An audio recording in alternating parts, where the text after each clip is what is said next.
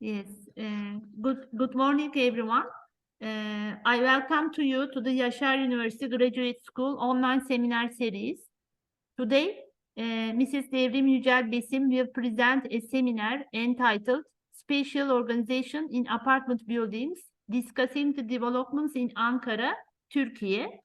Before her presentation, I would like to introduce first Devrim Yücel Besim, and secondly I will talk about her CV. Devrim Yücel Besim was born in 1970 in Bodrum, Turkey. Received her bachelor's degree in 1992 and master's degree in 1995 from the architecture department at METÜ. Completed her PhD on urban spaces in Bodrum at Ankara University, Department of Landscape Architecture in 2007. She worked on different scaled projects in Ankara. She continues her academic work at the Faculty of Fine Arts, Design and Architecture, Cyprus International University since 2012. She was the head of the Industrial Product Design Department from 2013 and 19. She is also interested in architectural photography and literature.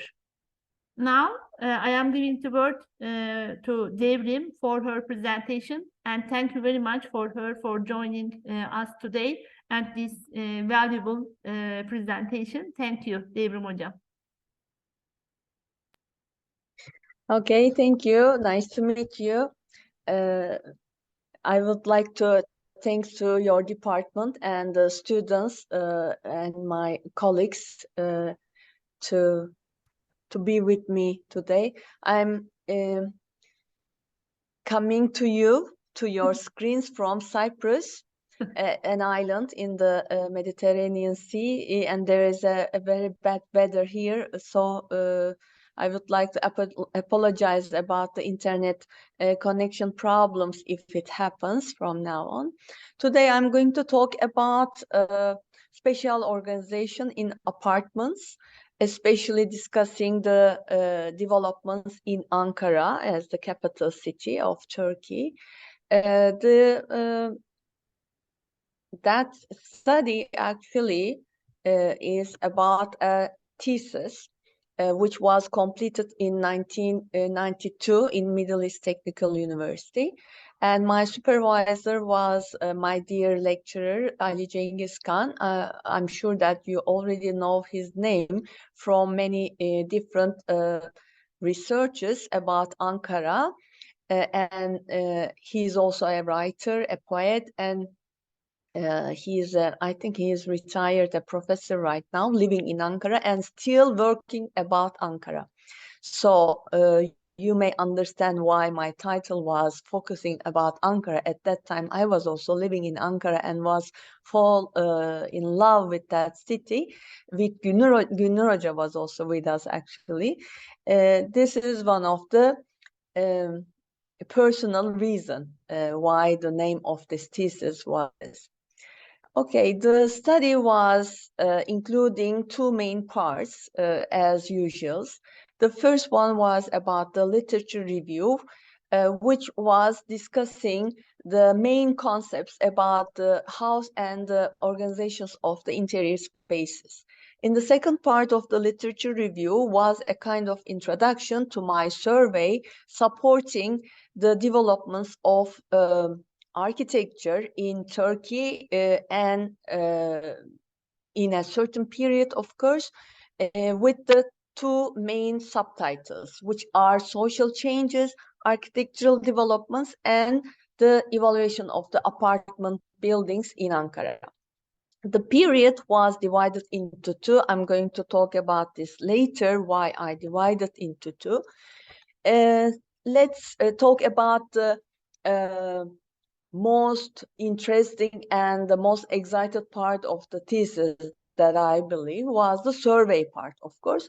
And that part was starting with the methodology, explaining the period of the analysis, research area, and the selection of the samples, including 41 different flats apartments, which were analyzed as a catalog in a chronological order. And at the end, I was discussing the evaluation of that analysis and discussing the relation between the changes and the main concept that I discussed in the first chapters. Additionally, in my appendix, there was a part about the review of traditional Turkish house. Why? Because in my seminar course, before starting to my master thesis, I was really interested about the vernacular architecture in Turkey. So I did a revise on the interior spatial organizational qualities of traditional Turkish house. So I actually asked to myself if there is also a kind of relation between the spatial organization of the new apartment buildings and the traditional Turkish house, which is consisting of a lifestyle and the requirements of the Turkish people. So let's start with some terminological definitions about the house and the interior spaces. I am sure that you already asked to yourself what is house and what is home. What are the differences between these? Of course, while house was a physical environment, the home is a psychological atmosphere. So one is objective, the other is looking more subjective. It is a building where the people live in, usually for one or two family or according to the family numbers or the structure. While the home is a house or a flat that you share your life, especially with the members of your family or your belongings. So house is a dwelling, is a residence, and also it is a process of living at a location with the physical expression of doing that thing. It may forms vary in a different society, but home is more personal, is more symbol than a physical space. On the other hand, it is more universal. And I mean that wherever you go, whoever you are, you feel the similar things about the home, okay? So we may say that it is a kind of dialected between public and private, identity and community, order and chaos, inside and outside, something like that. So if we are going to talk about the significance of home, we may say that home as an identity is answering the question who and how, whereas the home as an order is answering the question where. So orientation graphs in the space interrelationships. So we may write a poem for home is safe, for home is authentic, home is truth, home is steady, home is an oasis, home is a time to reset, home is then workout. But at the end, we have to mention that it is always a place together, those you love, and while doing other things related to the survival of life. Then, after the explanation of the difference between the house and home, or how the house may come into a home, I also would like to add some additional qualities of a home. What are these? The first title is Satisfaction of Basic Designs. Then I would like to talk about privacy and personal identity. And in these last two ones, privacy and personal identity, territory is another terminological term, which is a kind of instrument to provide the privacy and personal identity. So let's look to the first one then, satisfaction of basic needs. I'm sure that you already know the Maslow pyramid, which is coming from old days, really, but it is still valuable in the literature. According to Maslow and also Cooper, the shelter issue is a kind of physiological, a very basic need. But on the other hand, when we come through the top of the pyramid, we also see morality, creativity, aesthetic issues, problem solving. I mean, the things about the self-expression, about the identity issues are all occupying in that pyramid. If you come to privacy, let's start with the definition from a dictionary. The privacy is the state of being alone and not watched or interrupted by other people. But in another meaning, for example, it is mentioning that it's the state of being free from the attention of the public. So it is not only interrupted, but also being free. This is also important in the design of the houses. Privacy at home. Is it only a clear separation of domains, or is it only building walls between the members of the family? Of course, it is not. We may see that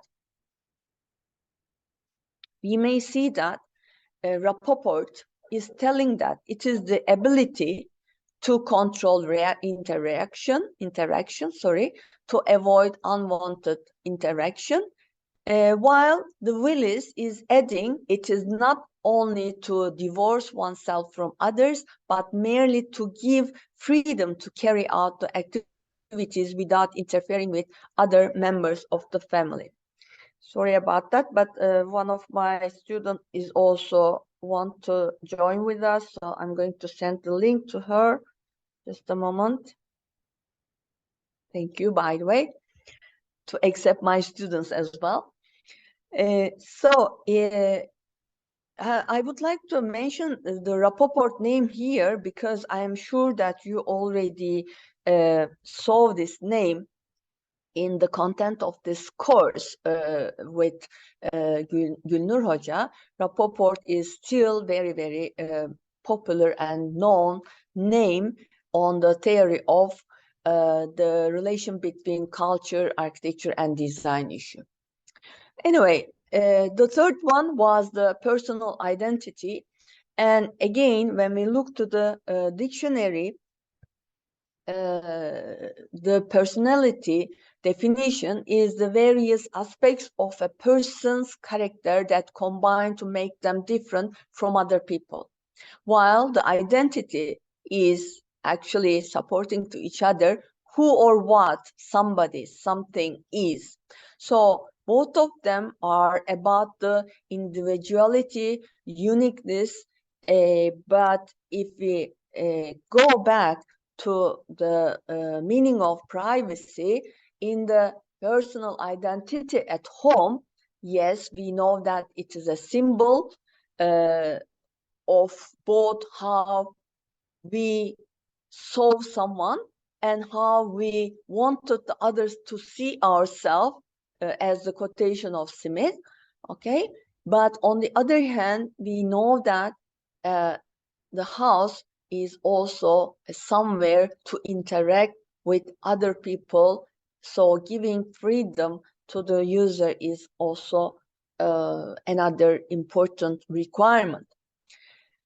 When we start to talk about the personal identity, how we see this in houses, as you see on the pictures on the right-hand side, you see all of us have different rooms than our sisters or brothers.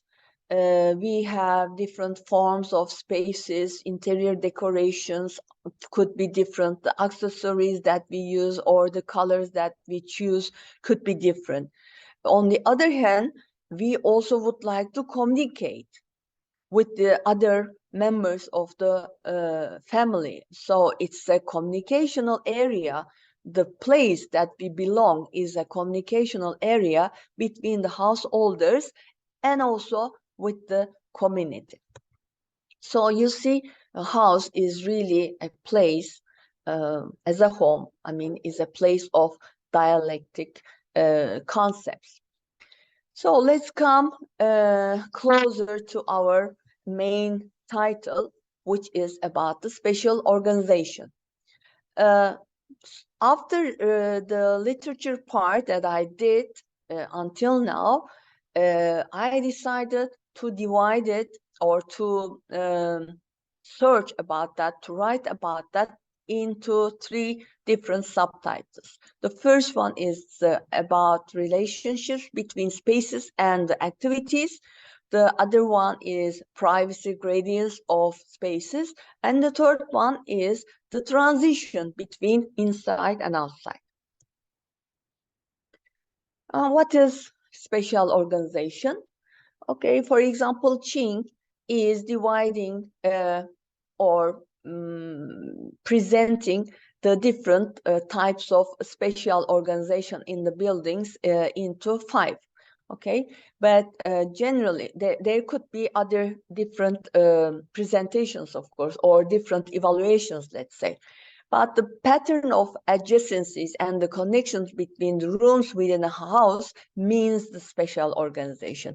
Or we may say that it is a flow through the spaces, the main layout of the circulation, we may say. And we have to keep in our mind that while looking to the spatial organization in the houses, we have to look to the user's requirements, the intentions about the use of that space, of course, the function.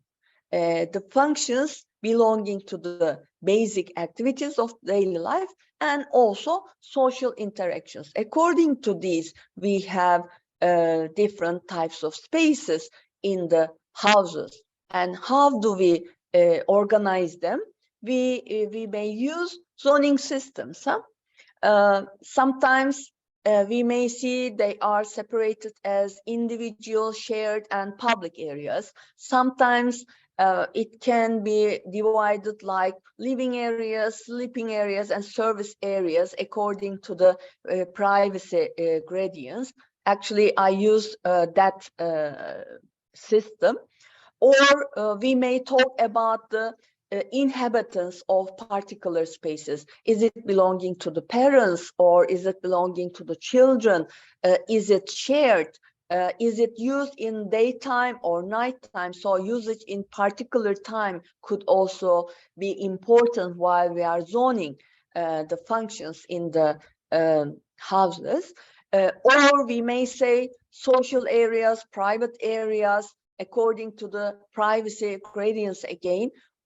Sometimes, or a kind of combination of all these separations can be handled for the designers. But I also would like to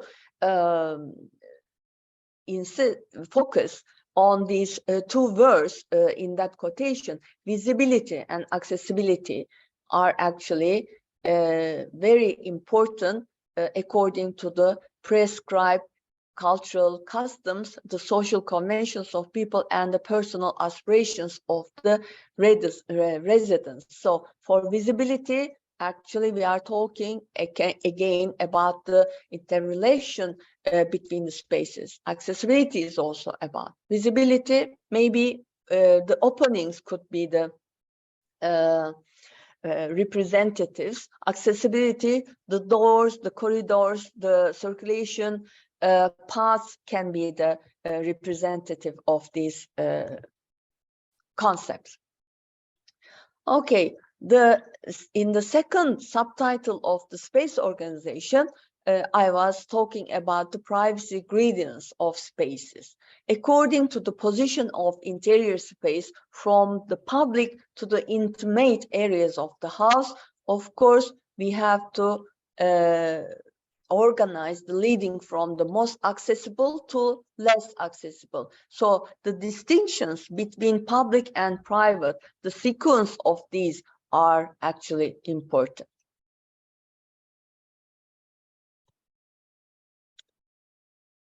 And what about the last one, which is directly related with the spatial organization, is the transition between inside and outside. And in that part, you know, when we are talking about the house, immediately, yes, we see the image of a shelter, a roof, generally a roof, a chimney, you know, a door, a window, but it is a shelter for outside. So it is still an internal fact.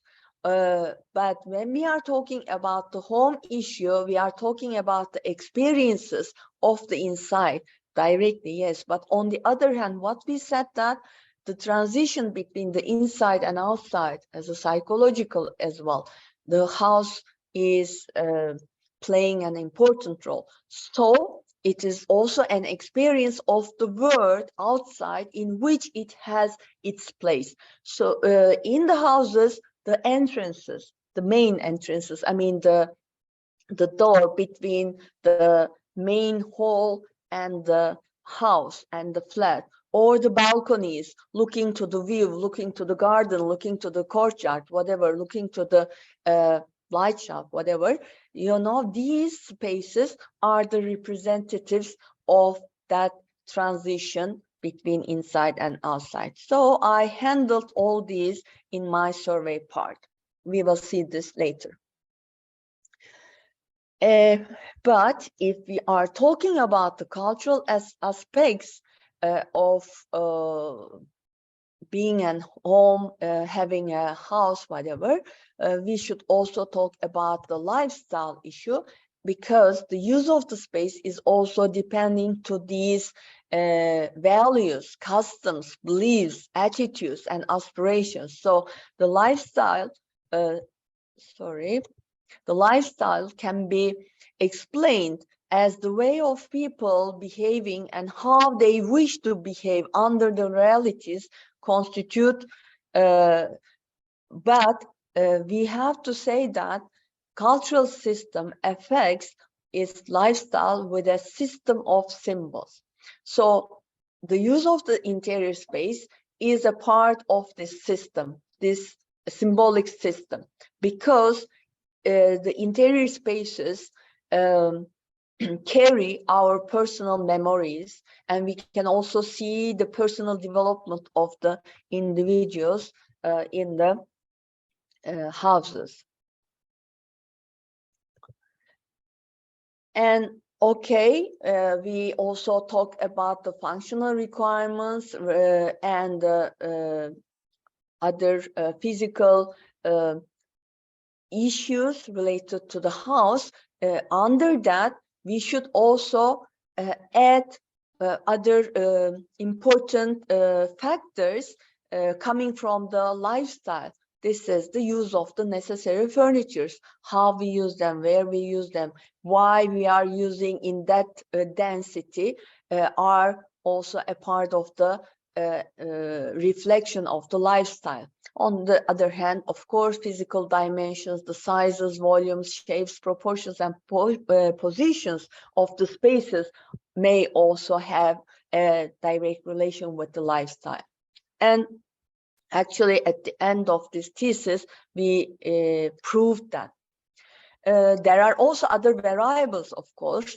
What are these? The family life cycle, which means family activity pattern, because it may change according to the size of the family, according to the type of household and socioeconomic status of the family of the users are other variabilities on the related with the lifestyle. So at the end of this part of the literature, what I did as a summary, collecting all the informations from different literatures, there are measurable quality concepts and subjective qualities of space. The first ones, we know they are related with the dimensions, configurations, surfaces, edges, and openings. They are the main properties of its enclosure. The other one is the subjective ones, much more related to the culture and traditions, which are related with atmosphere, character, mood, personalization in the space. And I also would like to add two more concepts there, because I also did some comments about these, about the flexibility and the spaciousness of the spaces. Flexibility means, of course, you know, changeability, free from the structural constraints or other technical issues, and permitting rearrangements, permitting freedom to the users. Spaciousness is about the sizes of the volume and also the proportions of the openings, orientation of the size of the space, density of the furniture, and again the configuration of the room may affect the spaciousness. And of course, these concepts are very difficult to measure. Okay, this is the secondary part of my literature review, which is, as I told you, a kind of introduction to my survey part, because my survey was limited about Ankara, about apartment houses, and about a certain period of time. So all of these are handled under social changes, architectural developments, and evolution of apartment houses, specifically in the capital city, has explained in this part. But I do not want to give too much time for that part, actually, because I am sure that you may know there are students coming from Ankara, or there are colleagues coming from Ankara already, and it is, as I told you, not directly related with the keywords, but related with the survey part. So you may also understand it in the survey part.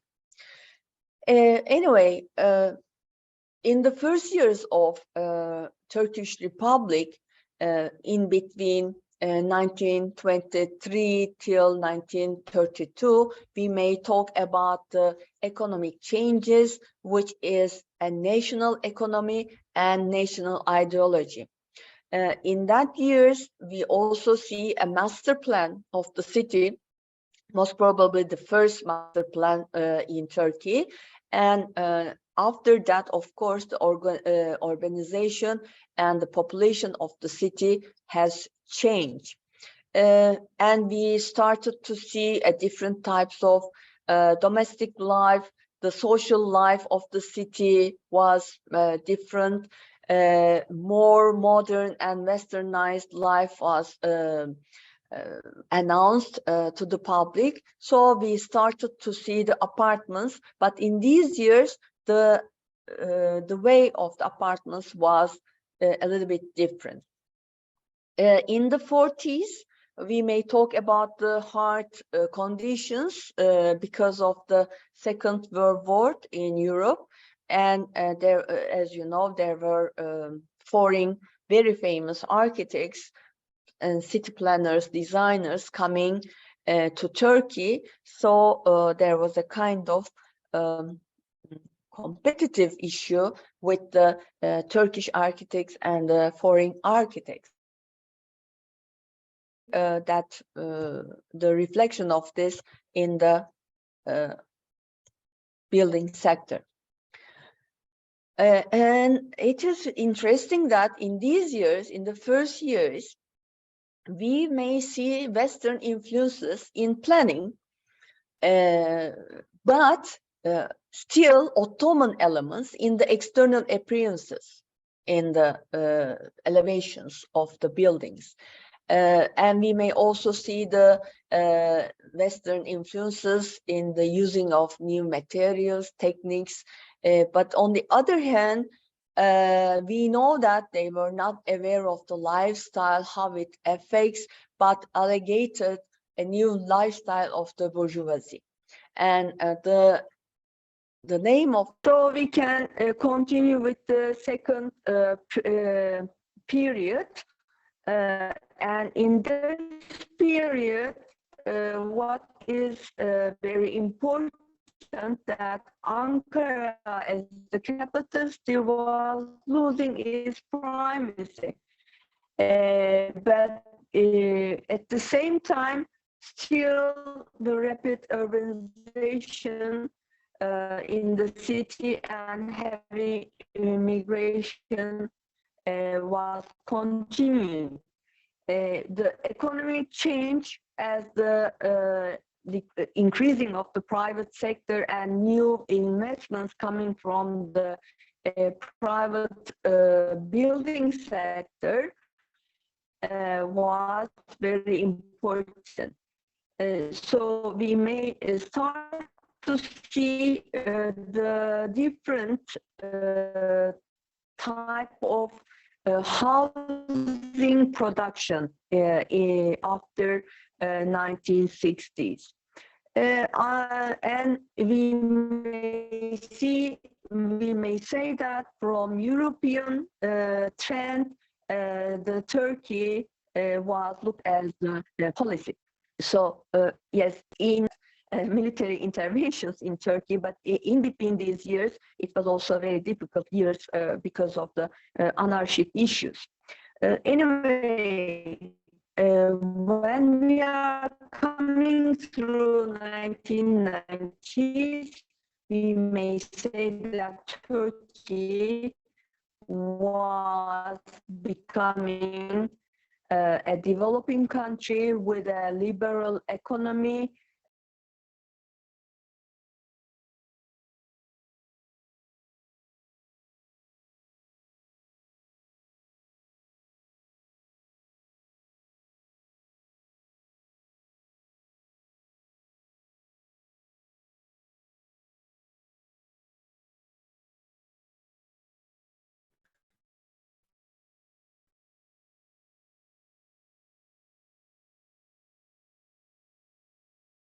Devam edeyim mi? Yes, can I follow? Kesilmişti Can I ama continue? it is better. Günür Hocam, please, next slide. Okay, next slide. Okay. So if we are concentrating on the evolution of apartments in this period, of course, it's a large period from starting 1923 till 1990s, it caused 70 years. So I divided into three, but generally we may say that the house production has changed. Now the holdings, the big construction firms and the banks were the owners, and the build and sell process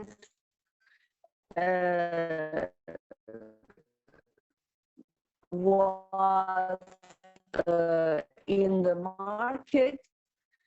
So Devrim Hocam, Devrim Hocam, can I say something? Mass housing and cooperative types of houses. Devrim hocam. Can you hear me?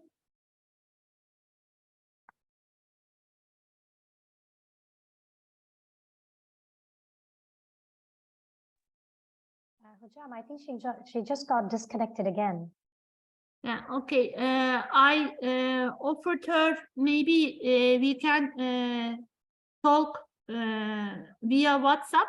Then you can hear her voice from WhatsApp and then slides from here. Maybe it will be better. I suppose, yes.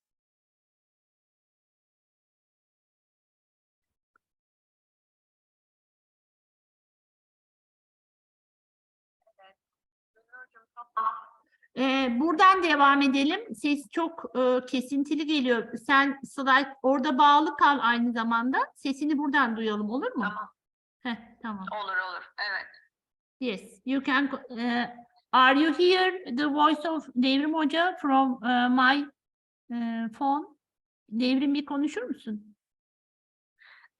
Yes, actually we are coming through the end. Now I'm going to concentrate on the survey part. Can you hear me? Yes, hocam. Yes, they can hear. Okay. So, after completing the literature reviews of the thesis, the survey part was a kind of catalog which includes 41 different apartments analysis, as I told you at the beginning of the presentation. And we may say that, can we see the second one? Yes, I am Later. trying to change the slide, but I couldn't. Method of the survey. Şimdi de slide takıldı. Niye böyle oldu?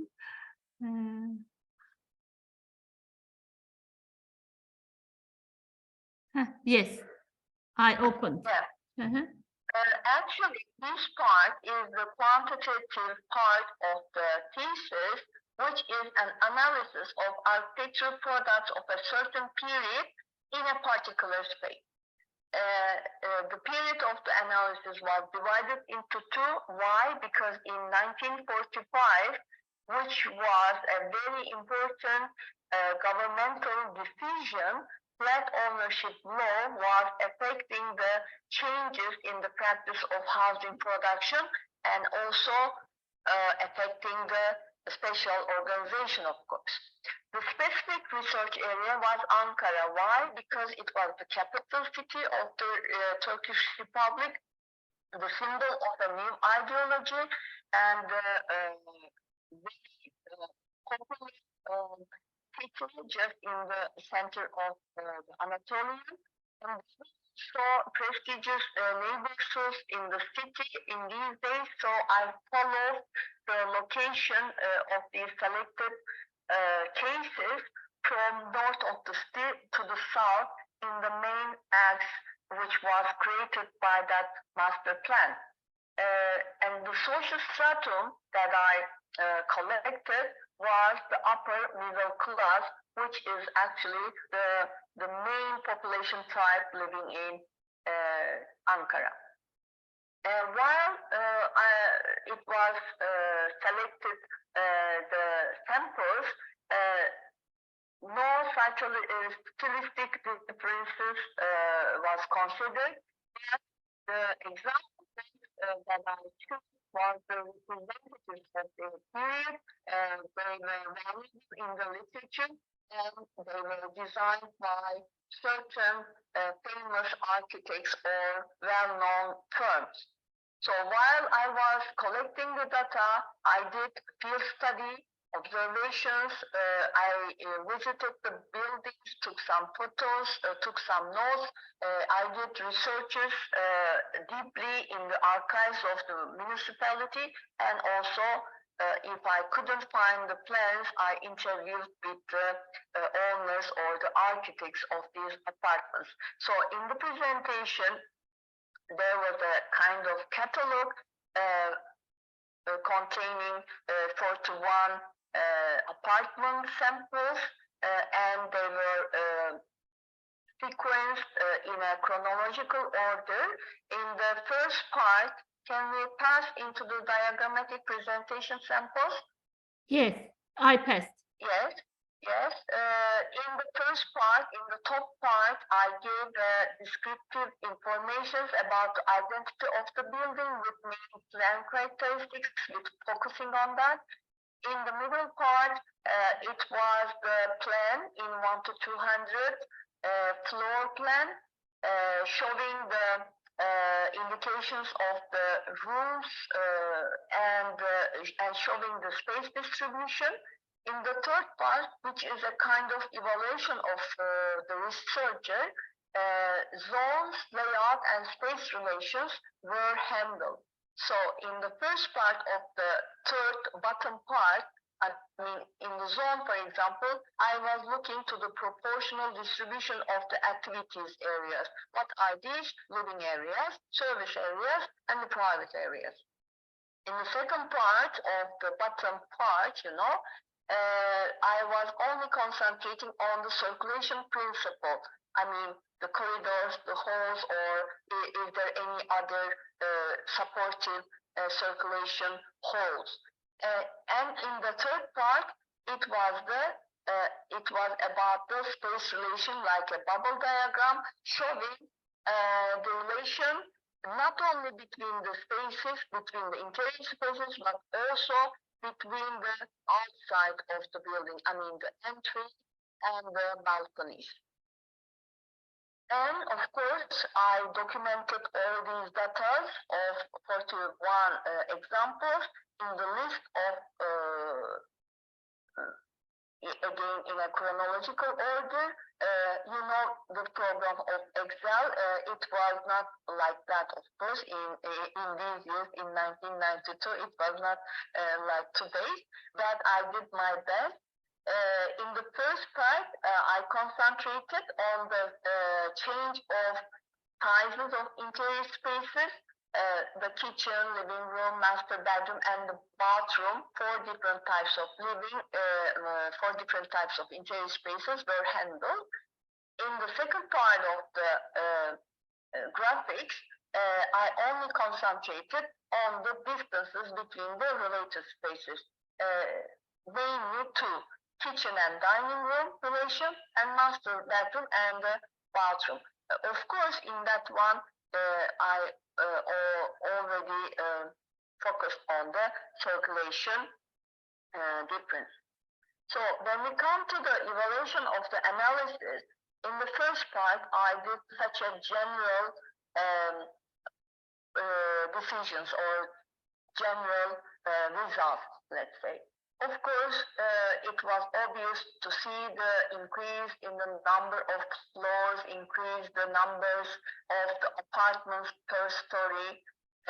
So we may see some different types of flats through the end of the period, such as duplex, studio types, and they were all used together in the same apartment.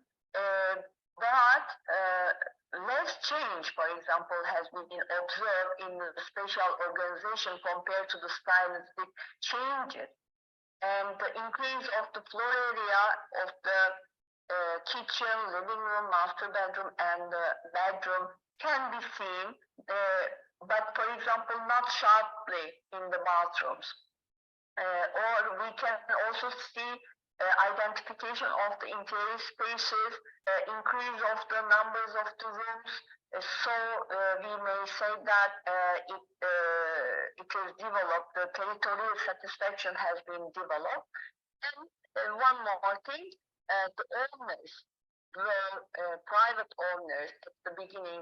Then we see the rented houses. Then we see sell and buy issues, and we started to see the mass housing issues.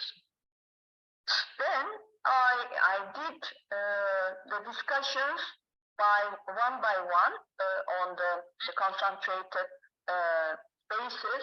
For example, kitchens. The kitchens became the symbol of the social status, not only the family, but also the woman. It is actually important, the woman. It was a space belonging to the woman. And we started to see the modular system, more luxuries, appliances through the end of the period that I searched. About the bathroom, it was interesting for me that the relationship between the bedrooms and the bathroom was always a direct relation, very close, very direct relations.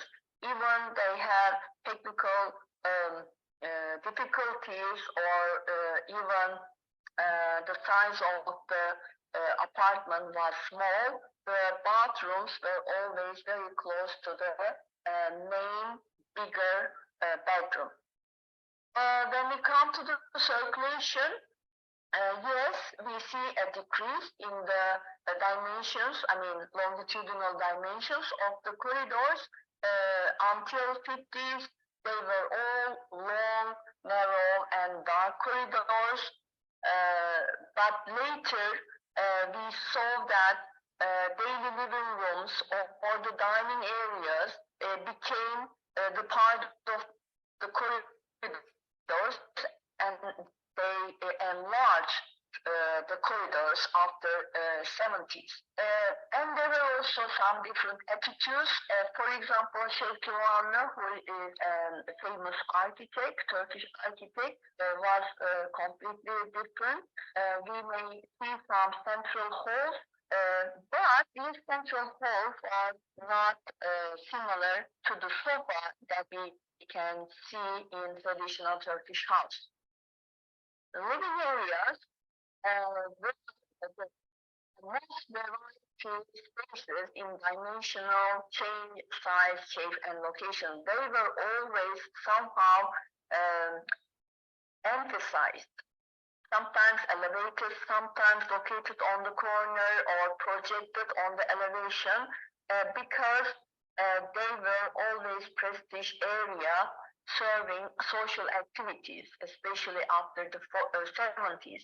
But for example, 40s, we see a totally copy of westernized life, salon manger fashion, which is a combination of living, dining, and bathroom, without searching for the lifestyle of Turkish people. But actually, it was not a bad solution when you look from the living traditions of traditional Turkish house. It was giving a much more flexibility, actually.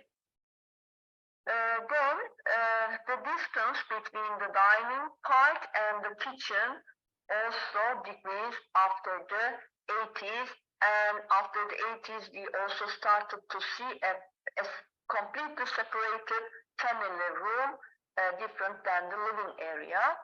In between 60s and 70s, as again very different approach, we see some level differences and the separation in the living areas. And we also see the fireplaces as the focal point and some built-in type of furnitures around the fireplaces. Let's go to the sleeping areas. Of course, we are talking about the bedrooms here, but I only focused on the master bedroom. In the first examples, actually all the bedrooms were similar to each other. There was not such a separation, or there was not a specification between the master bedrooms.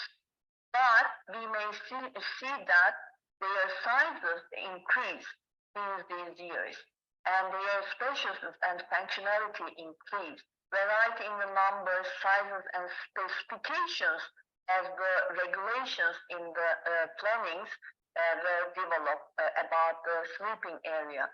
That we may say that privacy was really very important, and it is still important. So from the point of zoning, we always saw them together as grouped and away from the main entry hall and the living areas. So through the 90s, what we see, the sleeping areas were all located at the backside of the apartments. So as a conclusion, what I can say to you, spatial organization, what we saw is a coincidence of really many different parameters prescribed according to cultural customs, social conventions, and personal aspirations of the residents. But is it only residents? No. We also see the relations of the owners and the designers affecting the spatial organization. So it was really very difficult, or it is still hard to find out the exact causes of that kind of changes.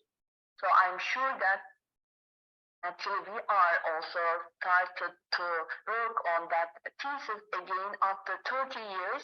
It shows that whatever you finalize something as a research, it never stops actually. If it is still creating a questions in the mind, I believe that it is a good research. Especially in architecture and interior design, it is really very difficult to measure some concepts as we talked at the beginning of the literature review. So yes, there are some direct causes of the formation of the buildings, as the governmental regulations cause legal obligations and structural necessities. But there are also other series of socio-cultural determinants which are very difficult to measure actually. And these can be locating through the structure of the city, preferences of the householders who have different cultural habits and traditions, and the impact of designers, the architects who are having different educational background and personal sentiment. But at the end of this thesis, I still believe that, and after 30 years, I still believe that social context and lifestyle is the measure and should be the most important issue which should be considered in design of houses especially, because we shape our homes and then our homes shape us. I believe that quotation which is coming from Winston Churchill in 1950s. Thank you very much for your attention, and I'm really very sorry about these internet problems, but I mentioned that I'm calling you from Cyprus, and unfortunately there are some infrastructure problems about the electricity, about the internet in the 21st century. Still, we solved the problem, I think. Thank you very much for your cooperation. Thank you, Devrim Hocam. I think we solved the problem, and your voice is very well. We hear you constantly. So thank you very much for this valuable presentation. I believe that our students learned a lot of things about the apart from apartment architecture in Ankara, also how the research process can be conducted, starting from the theoretical part and ended with the case studies, and at the end combining all these theory and practical together, and all these results must be very valuable for them. Maybe they have questions or some kind of comments. Do you have questions? Our guests, our students maybe have some questions to you.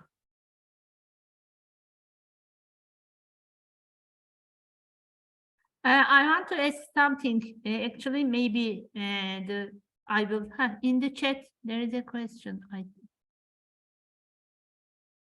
Thank you very much, hocam. There is no question. Sarah, your student. Sarah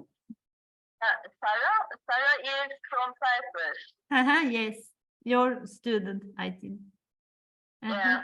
Sarah is working about the kindergartens, focusing on the playgrounds. Actually, her methodology is similar to my case study part, let's say. So I thought that it would be also very useful for them. I think there is also Arya there. Normally, Yes, hocam, I'm here. Ask too much, but today I said to her that we are guests, you know, so don't ask too much questions. I think she will ask. She opened her voice. I think she will ask. Yes, Ira, you can. Arya, you can ask. No, hocam, I'm not going to ask anything. It was very clear. In fact, it gave me the ideas about my own research. So I'm really, really grateful. Thank you for letting me join in, because I had some questions in my mind regarding my own thesis, but you made it clear. Well done. Thank you so much.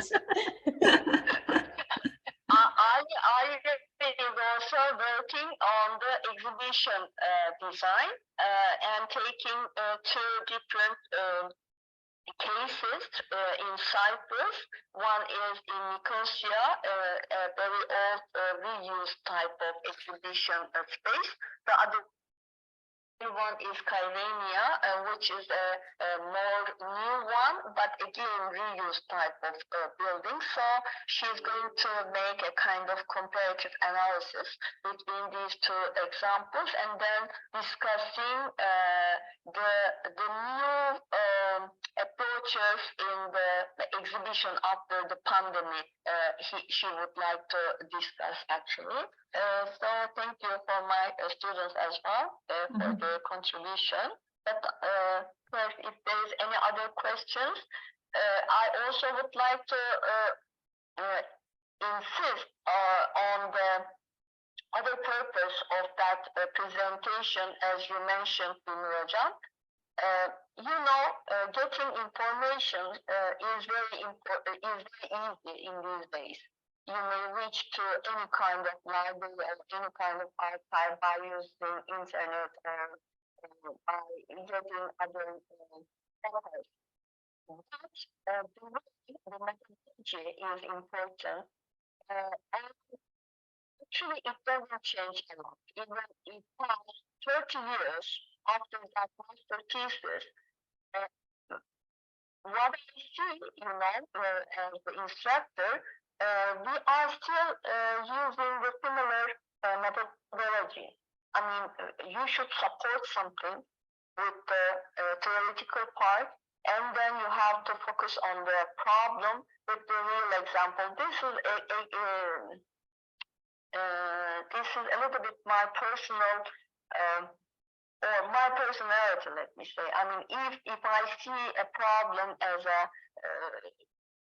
problem in my surrounding, I would like to do the research by using the case studies, by focusing on the real examples.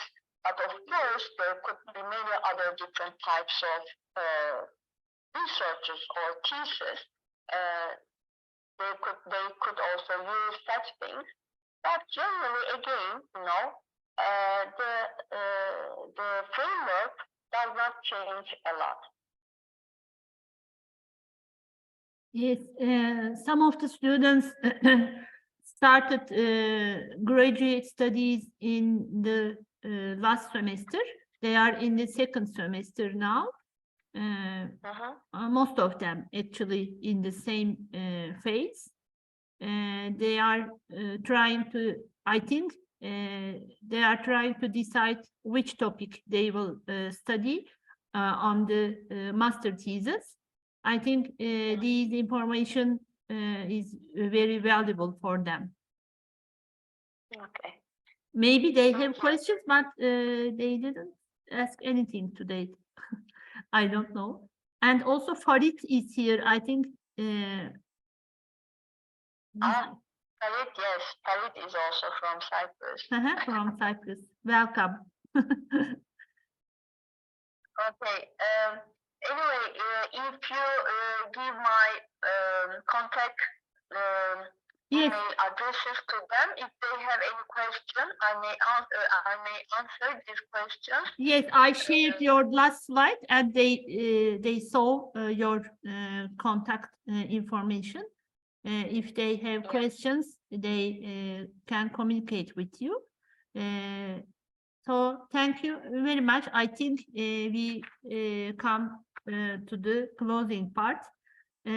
Thank you, Mrs. Besim, and for all the participants. We appreciate your being here, and thanks again for joining us today. We hope to see you for the next seminars. Devrim Hocam and the other students. Bye. Bye-bye. Thank you very much.